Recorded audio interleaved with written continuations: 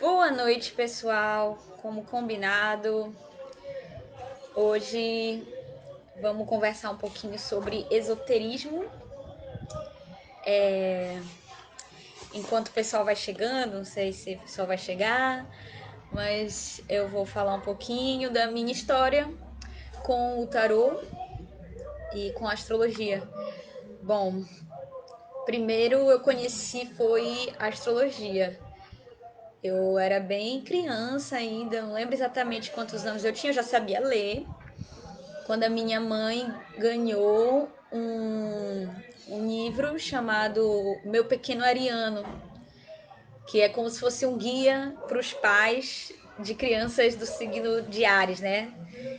E eu acho que quando ela ganhou, talvez eu nem sabia ler ainda, eu só achei bonitinho, né? E ela falou que era meu signo, eu sempre soube.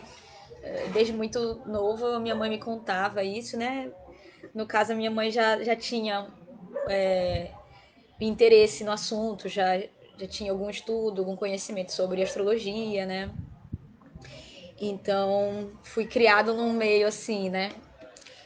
Aí, quando eu comecei a ler, eu lembro de pegar esse livro e lembro que era muito interessante, que eu me identificava muito com aquilo que estava escrito ali, eu achava aquilo incrível, como é que me descrevia, assim, né?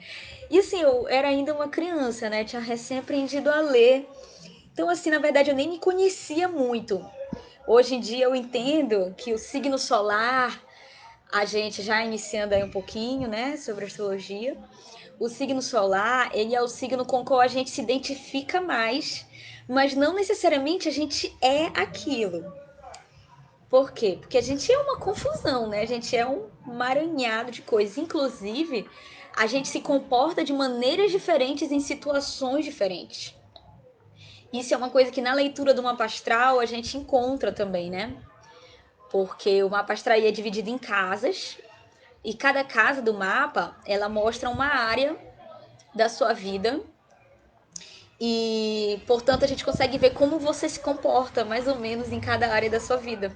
Então, essa ideia que a gente tem de que a gente é o nosso signo solar é uma ideia muito ocidental, muito recente, que tem muito a ver com o quê? Com a comercialização da astrologia, né? Com a coisa de tornar ela vendável, palatável, né? Porque a astrologia é muito complexa. Originalmente ela é cheia de técnicas, cheia de regras, né? São tratados e tratados dos sumérios e sei lá mais quem. Eu não sei falar os nomes direito, mas eu sei que são documentos muito antigos que baseiam a astrologia. Inclusive, uma questão que se coloca muito é por que a astrologia funciona, né? É porque o planeta influencia a gente? E aí essa é a primeira coisa que eu acho legal falar. Não, o planeta não influencia a gente. Essa seria uma lei de causa e efeito, né? Ah, o planeta mexe assim e aí eu me sinto assado. Mas não é dessa forma que eu vejo a astrologia, que eu compreendo com base no que eu estudo, né? Não é só da minha cabecinha, né? Com base no que eu estudo de outros astrólogos que também falam sobre o assunto. A lei que teria mais facilitaria para a gente entender a astrologia seria a lei da sincronicidade, que é aquela básica, né? O que está em cima é como o que está embaixo, né? Então é meio que isso, é como se assim, o movimento dos planetas e o nosso movimento aqui na Terra, eles estão em sincronia. Então, se eu entendo o movimento dos planetas, eu posso melhor entender o movimento aqui na Terra, o movimento terrestre. E aí a forma de compreender isso, porque tá, ele tá lá, o planeta tá lá girando, e aí? O que isso significa, né? Como interpretar a movimentação celeste e as suas influências aqui na Terra? E isso são que existem os documentos muito antigos de astrologia, simbólicos, né? Associando cada planeta a um elemento da natureza, a um ritmo, a um metal precioso, né? Então são conhecimentos muito interessantes.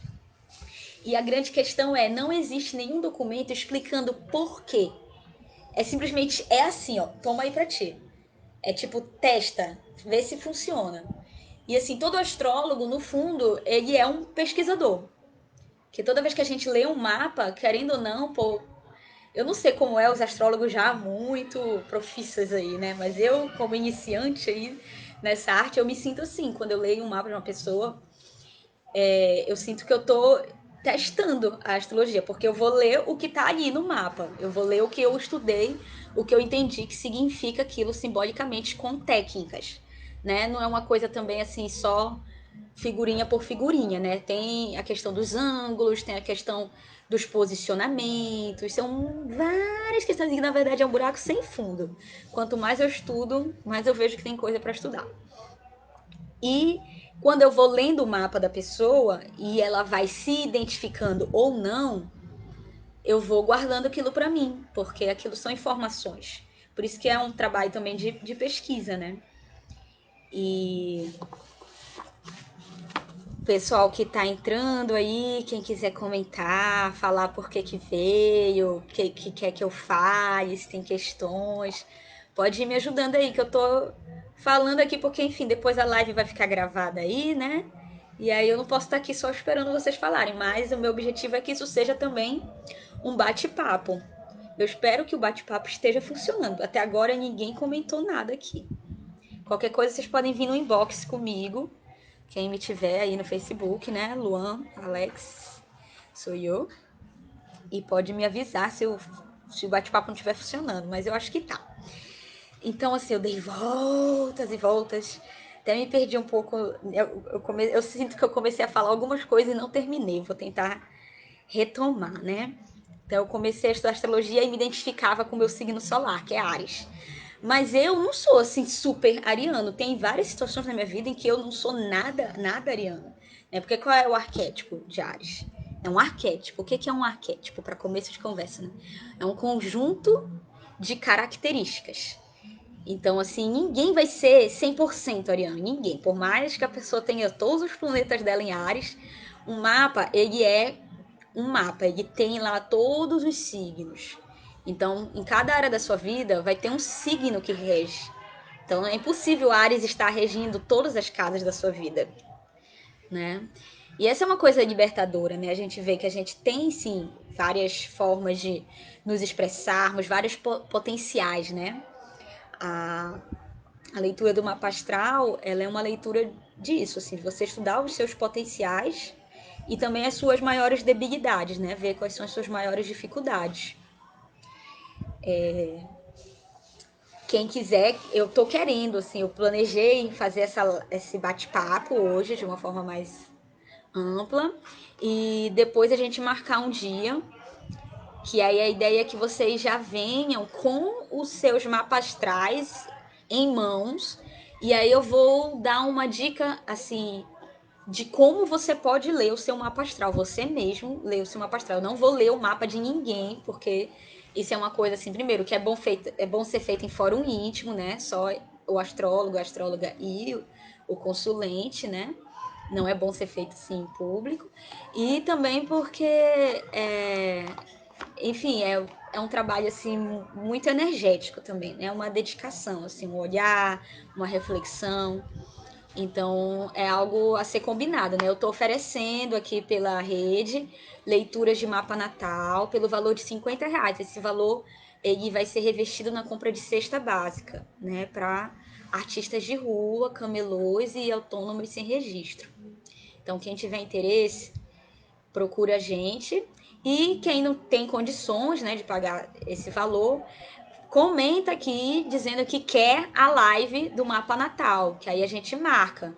Mas aí eu preciso que tenha essa demanda, que eu não vou marcar um negócio que as pessoas não vão estar aí para dialogar. Como, por exemplo, até agora, todo mundo que entrou e saiu, pelo visto. Ninguém quis ficar na live, mas o vídeo vai ficar gravado.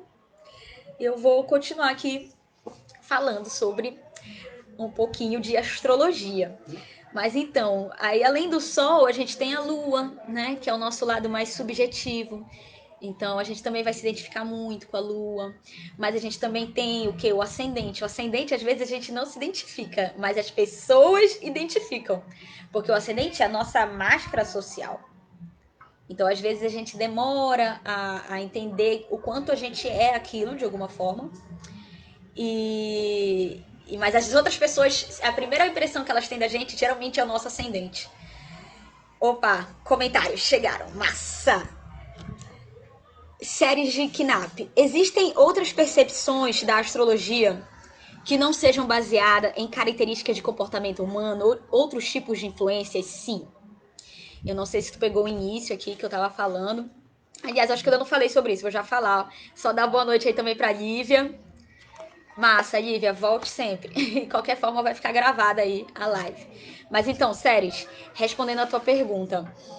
Com certeza, existem muitas abordagens de astrologia. E essa questão de ver comportamento humano, de ver a psicologia do ser humano através da astrologia, é uma coisa recente do Ocidente. Na astrologia tradicional, isso não é o mais importante, o seu comportamento. Isso aí vai estar marcado ali um pouco no teu ascendente, né? O Sol e a Lua, mas só. Agora, Saturno, Júpiter, Vênus, Mercúrio, todas as outras casas, elas vão falar de outras questões da sua vida. E aí entra uma questão um pouco assim divinatória, né? A astrologia é uma arte de adivinhação. Então ela vai meio que te dizer questões que vão acontecer para ti ou que já podem ter acontecido, né? Questões que são presentes na tua vida de uma maneira total. Então, tem uma abordagem da astrologia, por exemplo, para a questão de finanças, para você ver que áreas da sua vida você tem mais chances de realmente ganhar dinheiro. Porque às vezes você é muito bom numa coisa, mas simplesmente você não consegue ganhar dinheiro com aquilo. Acontece, né? Isso na astrologia às vezes a gente vê. Porque cada casa é associada a uma profissão, digamos assim, e a gente vê por derivação de casa, que é uma técnica astrológica, a gente vê quantos a pessoa seria remunerada por aquele trabalho. Então tem uma abordagem da astrologia que é para ver a questão de finanças, que é para ver a questão de trabalho. Tem abordagem da astrologia para ver a questão de saúde, porque tem casas que vão falar de doenças, né? Então, tem muitas outras questões da astrologia para além de comportamento humano. Sandra Helena Aquino Rodrigues, Lívia Sarandi Feitosa, boa noite, tô adorando teus vídeos. É isso aí, os vídeos da Lívia são sensacionais, concordo com você, Sandra. Ela ficou de fazer um pra gente amanhã, se eu não me engano. E, então, continuando. Respondi a tua pergunta, Séries?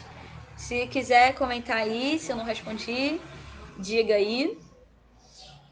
Que tem muita coisa para falar.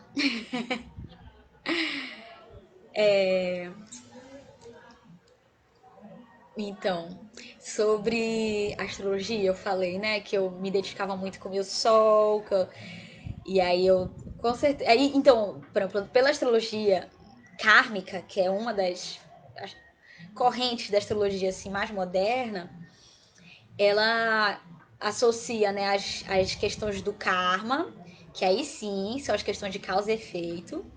Mas não é assim, o planeta se mexe e aí a gente sente dor. Não, não é isso. É assim, você tem aquele planeta naquela casa no seu mapa, porque em outras vidas, ou em vidas simultâneas, né? Que é uma outra compreensão também, que é não cronológica, né? Dessa questão das outras vidas, né? Mas enfim, que em outras dimensões você teve atitudes que fizeram com que você viesse com aquele planeta naquela casa, representando uma dificuldade ou uma facilidade, né? Porque karma nem sempre é negativo, também tem karma positivo. A noção que eu compreendo de karma é que assim existe o dharma, que é o caminho pelo qual é o caminho natural da evolução da sua vida. E aí quando você se desvia desse caminho, você gera karma. Mas às vezes você gera karma positivo, porque às vezes você se desvia do seu caminho para ajudar os outros, né? E aí você gera karma positivo. E inclusive uma coisa interessante que eu já ouvi falar é que karma positivo também atrapalha a nossa evolução. Porque às vezes a gente nasce numa condição muito boa e não e acaba se acomodando nessa condição boa, por exemplo. E aí sai do seu Dharma por conta de um karma positivo. Aí, consequentemente, você vai gerar um karma negativo. Ah, não acredito que deu problema. Ai, tá tão legal falar sobre isso. E agora, gente? Vocês estão me vendo? Ah,